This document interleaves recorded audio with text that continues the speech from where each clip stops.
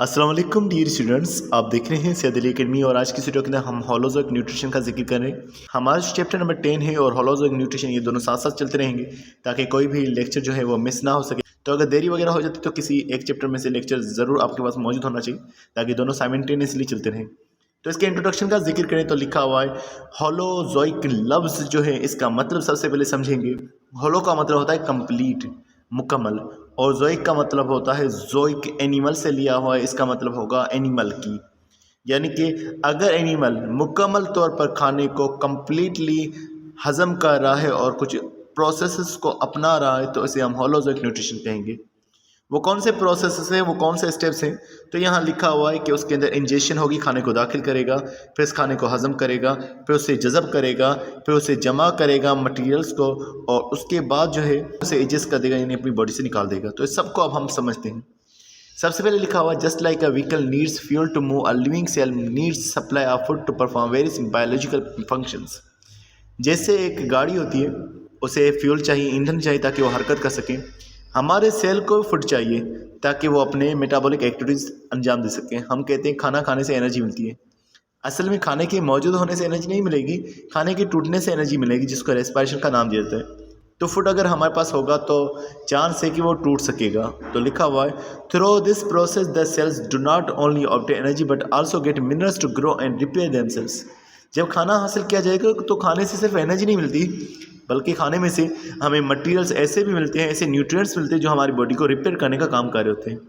मज़ीद लिखा हुआ है the food of an organism consist of different substances. हम कोई फूड हासिल करते हैं तो वो मुख्तलिफ सब्सटेंसेस का बना होता है।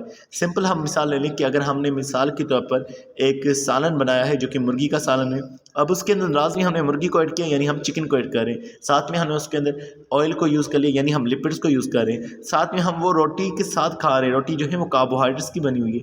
तो हमारा फूड जो है वो मुख्तलिफ सब्सटेंसेस के ऊपर जो है कंसिस्ट कर रहा है, और हमारा ये जो फूड है आमतौर पर बैलेंस डाइट के अंदर आ जाता है। तो लिखा हुआ है the nutrients which are essentially required by the protoplasm to perform its different biological functions. हमारी बॉडी के अंदर जो फूड आ रहा है उसके अंदर मुख्तलिफ न्यूट्रिएंट्स है और ये हमारे सेल को चाहिए ताकि वो अपने फंक्शंस को अंजाम दे सकें। यहाँ लफ्ज़ प्रोटोप्लाज्म लिखा हुआ है। प्रोटोप्लाज्म का मतलब होता है सेल के अंदर मौजूद पानी जो कि एक लिविंग मैटर के तौर पर मौजूद है, जो कि रिएक्शंस को अंजाम दे रहा है। मज़ीद लिखा हुआ in the process of heterotrophic nutrition an organism depends upon readymade food like carbohydrate, protein etcetera. हमारे अंदर क्योंकि हेटेरोट्रॉफिक न्यूट्रिशन है, यानी हम खुद से खाने को नहीं बनाते, तो हमें खाना कहीं और से मिल जाता है। जैसे हमें कार्बोहाइड्रेट्स, प्रोटीन ये किसी और जानदार में से मिल जाते हैं। जैसे कि अगर हम लोग दालें खा रहे हैं, गोश्त खा रहे हैं, उनके अंदर प्रोटीन मौजूद है, दालों के अंदर कार्बोहाइड्रेट भी मौजूद है, स्टार्च खा रहे हैं, कार्बोहाइड्रेट मौजूद है आलू वगैरह के अंदर। तो हमारे अंदर ये रेडीमेड फूड मौजूद है। प्लांट्स ऑटोट्रॉफिक हैं, उन्हें कार्बोहाइड्रेट, प्रोटीन खुद से बनाने पड़ते हैं। तो लिखा हुआ है being prepared by the other organism, plants as well as animals. तो हासिल कोई और कर रहा है, बना कोई और रहा है। आगे लिखा हुआ holozoic nutrition is one of the type of heterotrophic nutrition which commonly occurs in animals. Heterotrophic nutrition जो है उसकी कई सारी किस्में, सेप्रोफाइटिक है, पैरासाइटिक है, होलोजोइक है। हम यहाँ होलोजोइक की बात करें तो होलोजोइक का जिक्र करें, ये आमतौर पर एनिमल्स के अंदर हो रही है। इसके हवाले से लिखा हुआ it is characterised by ingestion और intaking of food in solid और liquid from the environment. Holozoic के अंदर सबसे पहले होगा कि इंजेक्शन होगी, खाने को हासिल किया जाएगा जिस्म के अंदर। It consist of injection, digestion, absorption, assimilation and injection. और उसके अंदर यही प्रोसेस होंगे, इंजेक्शन हो गया, अब्जॉर्प्शन हो गया, असिमिलेशन हो गया, इंजेक्शन हो गया। सबसे पहले इंजेक्शन का जिक्र करें, लिखा हुआ है taking in food into the cell in case of unicellular organism और body in case of multicellular organism. अगर एक सेल वाले ऑर्गेनिज्म से तो वो अपनी सेल मेम्ब्रेन से फूड को हासिल कर देंगे, लेकिन अगर मल्टीसेलुलर ऑर्गेनिज्म से तो अपनी बॉडी के किसी खास हिस्से से खाने को हासिल करेंगे। हमारे अंदर जो है माउथ होता है तो वहाँ से खाना हासिल होता है।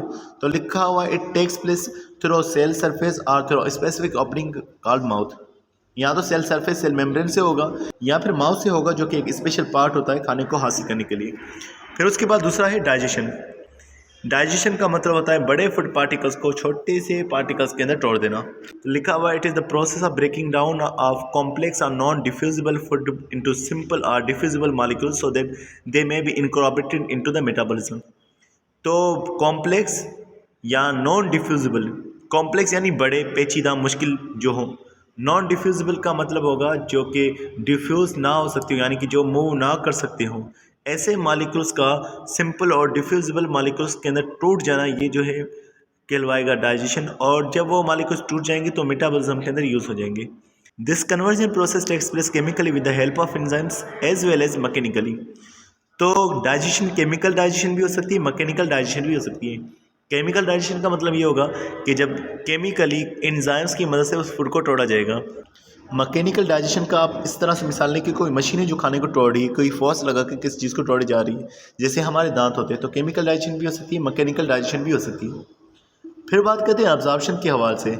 लिखा हुआ है through the process of absorption the soluble molecules of food are absorb by the digestive membrane such as intestinal lining etcetera so that they may be utilised during the metabolic activities.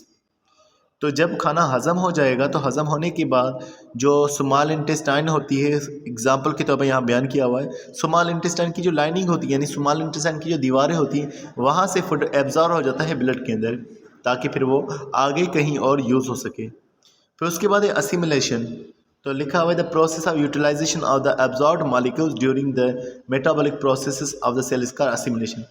जब चीज़ें absorb हो चुकी हैं, blood में मौजूद हैं, अब उन चीज़ों को जमा किया जाएगा ताकि उनमें से रिएक्शन को अंजाम दिया जा सके। तो इस प्रोसेस को असिमिलेशन कहा जाएगा। फिर उसके बाद है हमारे पास लास्ट में इजेशन। इजेशन माना खारिज करना। जो खाना डाइजेस्ट नहीं हो सका, जो वेस्ट रह गया, तो लिखा हुआ है the process of removal of undigested food from the cell body is called the egestion. उस अनडाइजेस्टेड फूड को निकालने के प्रोसेस को इजेशन का नाम दिया जाएगा। तो ये हमारे पास कुछ प्रोसेसेस हैं जिनके बारे में हमने जिक्र किया। मिलते हैं नेक्स्ट वीडियो में, तक बहुत सारा ख्याल रखिएगा। अस्सलाम वालेकुम।